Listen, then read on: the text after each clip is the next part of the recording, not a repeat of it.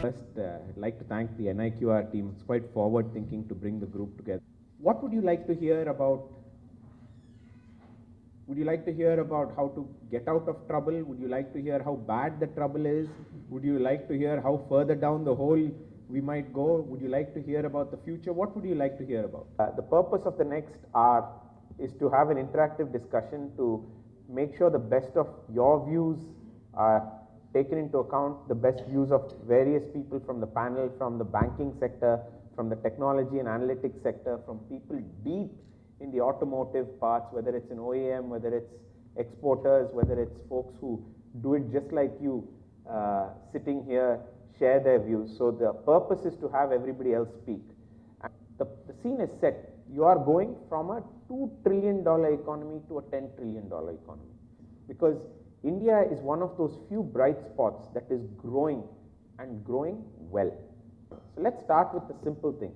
Are we in a crisis in this sector? Yes or no? Are we in a crisis? I won't say it is a crisis. It's more of a perception. It's kind of a changing time. Maybe it's a time for us to move forward and invest ourselves for the future. When we say crisis, we need to define what crisis is. Okay, okay. But certainly, from the commercial vehicle industry, I can say we are going through a difficult times for two reasons. One is because of the GST, which the government introduced last year. Second reason is the axle load increase. Suddenly, there is a, without even one truck being sold extra, there is a capacity increase of 20%. This is opportunity time for the future growth, because the graph is coming down, as the GDP is coming down from 8 to coming down, and 5. Maybe this quarter is still down, but there is nowhere to go down. So it's an opportunity time for us to prepare ourselves for the future. I'd like to comment on that a crisis or not. So I can't say that it's a crisis, a demand compression. So the demand has fallen off, but interestingly, demand has not fallen off in all sectors. So, you know, passenger cars, commercial vehicles, and certain other vehicle categories are hit hard. I'm talking purely from automotive. My experience is only automotive. But if you see, two-wheelers are not fallen that much. There are three big trends that we see in the automobile industry which is affecting everybody across the globe.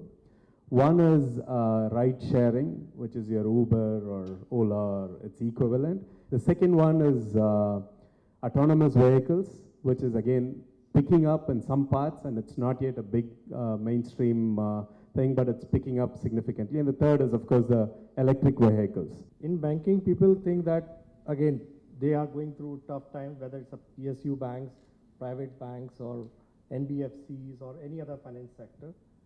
But what we need to understand here is that in the last 2 decades, once the private sector banks came in and they started getting the share of market from the PSU sector, and today, as we speak, the private sector banks put together accounts for almost 30% of the total funding which the banking sector does to the entire country.